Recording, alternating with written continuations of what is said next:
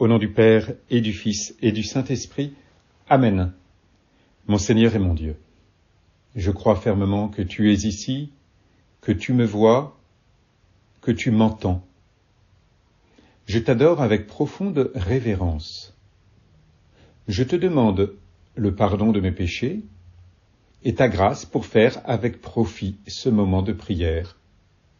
Ma Mère Immaculée, Saint Joseph, Saint Juan Diego, que nous fêtons aujourd'hui, mon ange gardien, intercédez pour moi.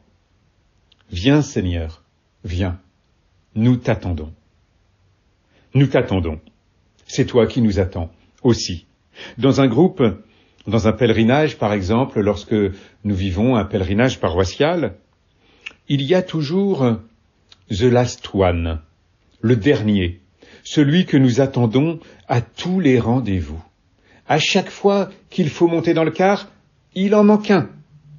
Et très souvent, c'est le même. Au moins quand il est là, on sait que tout le groupe est réuni. Celui qui se perd, qui traîne, qu'on attend d'ailleurs avec plus ou moins de patience, surtout quand c'est tous les jours, voire plusieurs fois par jour. Le paumé. Nous manquons de patience quelquefois, quand il s'agit de l'attendre, mais toi, Jésus, tu ne te lasses pas. Jamais.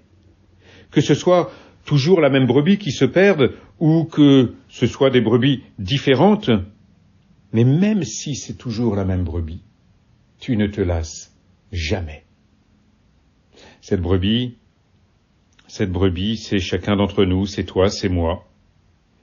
Alors que je traîne à mettre pleinement l'Évangile dans ma vie, qu'il y a des domaines qui parfois résistent avec plus ou moins de force, alors que peut-être je me perds aussi à tel ou tel moment, et c'est la définition du péché.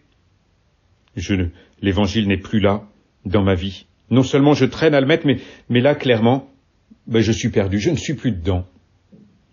Avec patience, Jésus non seulement m'attend, tu m'attends, Jésus, mais en plus, tu viens me chercher. Quel est votre avis ? Demande Jésus aujourd'hui dans l'Évangile.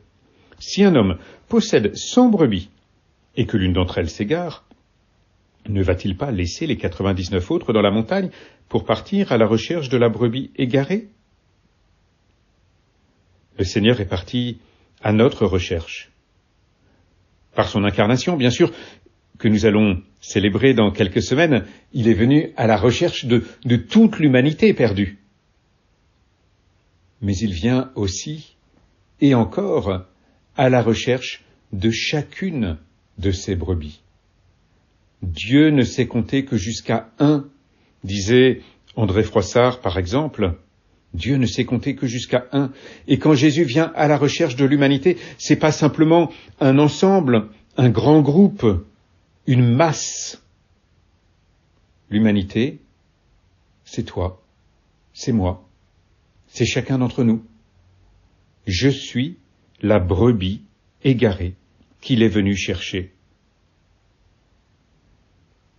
En laissant les 99 autres. Comment interpréter ces 99 que l'Évangile nous évoque ici ? Il y aurait beaucoup d'interprétations, mais nous pourrions dire par exemple qu'il a choisi de laisser près de son Père tous les anges du ciel qui ne sont pas perdus pour aller à la recherche de la brebis égarée, de notre humanité, de toi, de moi. Et s'il arrive à la retrouver, cette phrase est belle, s'il arrive à la retrouver, le Seigneur sait très bien où je me suis perdu. Mais dans ce s'il arrive à la retrouver, il y a ma liberté. Est-ce que je me laisse trouver par le Seigneur ? Ou est-ce que non seulement je suis perdu, mais en plus je me cache de lui. Je ne veux pas lui ouvrir. Voici que je me tiens à la porte et je frappe. Si quelqu'un entend ma voix, qu'il ouvre, je prendrai mon repas avec lui et lui avec moi.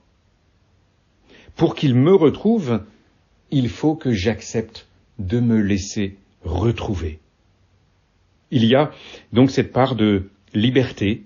Ce n'est pas simplement que Jésus vienne me chercher malgré moi, et presque contre moi, même si je ne veux pas. Bien sûr qu'il vient frapper à ma porte, bien sûr qu'il vient me chercher, mais il ne peut me retrouver que lorsque j'accepte de me laisser porter sur ses épaules, lui qui est le bon pasteur, lui qui connaît ses brebis, lui qui me porte sur son cœur. S'il arrive à la retrouver, donc, amen, je vous le dis, poursuit Jésus, il se réjouit pour elle, plus que pour les 99 qui ne se sont pas égarés. La joie. Ce qui est frappant dans cet évangile, c'est cette joie. Il se réjouit plus. Il y a plus de joie dans le ciel, dit saint Luc dans un passage qui est parallèle à cet évangile. Il y a plus de joie dans le ciel pour un seul pécheur qui se convertit que pour 99 justes qui n'ont pas besoin de conversion. La joie du ciel, la joie du Christ, la joie de Dieu. J'ai cette capacité, en me laissant porter par le Seigneur, en me laissant retrouver par lui, j'ai ce pouvoir de provoquer la joie du Seigneur. C'est extraordinaire. Il s'agirait de ne pas nous en priver, de ne pas m'en priver. Il se réjouit plus pour les 99, il se réjouit plus pour elle, que pour les 99 qui ne se sont pas égarés. Ainsi, votre Père qui est aux cieux ne veut pas qu'un seul de ses petits soit perdu. Notre Père ne veut pas que nous nous perdions. Et il s'agit pour nous de reconnaître, pour toi, pour moi, de reconnaître ces lieux où peut-être je me perds. Ces lieux où peut-être je perds mon temps, ce temps que Dieu m'a donné pour en faire quelque chose de beau, pour en profiter dans le bon sens du terme, pour en tirer un bon profit. Ces lieux où je suis peut-être un peu à l'écart, voire carrément perdu. Ces lieux de l'Évangile, dans tous les commandements que le Seigneur nous donne, déjà dans l'Ancien Testament, dans le Nouveau.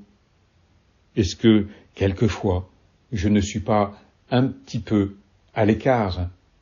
Dans tout ce sermon sur la montagne, admirable sermon que Jésus nous donne dans les chapitres 5 à 7 de Saint Matthieu, vous avez appris qu'il a été dit, eh bien moi je vous dis, quand il nous amène à aller plus loin encore, ou plutôt à la racine de tous les commandements, c'est-à-dire à l'amour. Tu aimeras le Seigneur ton Dieu, tu aimeras ton prochain comme toi-même, c'est-à-dire à voir ce qui sous-tend chacun des commandements, chacune des paroles de l'Évangile. Est-ce que quelquefois, je ne me tiens pas à l'écart? Est-ce que je ne suis pas carrément perdu? Et il s'agit, une fois que je repère, bien sûr, ces lieux où je me perds, il ne s'agit pas d'en rester là, mais de voir Jésus qui vient me chercher inlassablement, qui laisse les autres, les 99, pour venir me chercher moi, parce que je compte pour lui. Tu as du prix à mes yeux, car je t'aime. Cette parole que le Seigneur adresse à son peuple par la bouche du prophète Isaïe, cette parole, il l'adresse encore à chacun d'entre nous. J'ai du prix aux yeux de Dieu. Il vient me chercher inlassablement parce que je compte pour lui. En ce temps de l'Avent, bien sûr, alors que nous nous préparons à accueillir le Seigneur qui vient à nous dans sa gloire, qui vient à nous aussi dans la chair avec la fête de Noël dont nous allons faire mémoire dans quelques semaines, dans ce temps de l'Avent, il s'agit pour moi de voir aussi que le Seigneur vient à moi, non seulement dans sa gloire à la fin des temps et dans la chair il y a 2000 ans, mais il vient à moi, jour après jour, quand je suis perdu, pour venir me chercher, pour venir me prendre sur ses épaules, pour se réjouir de m'avoir retrouvé. Moi qui suis parfois un peu paumé. Je te remercie, mon Dieu, des bonnes résolutions, des inspirations et des actes d'amour que tu m'as communiqués dans cette méditation. Je te demande de m'aider à les mettre en pratique. Ma Mère Immaculée, Saint Joseph, Saint Juan Diego, que nous fêtons aujourd'hui, et mon ange gardien, intercédez pour moi.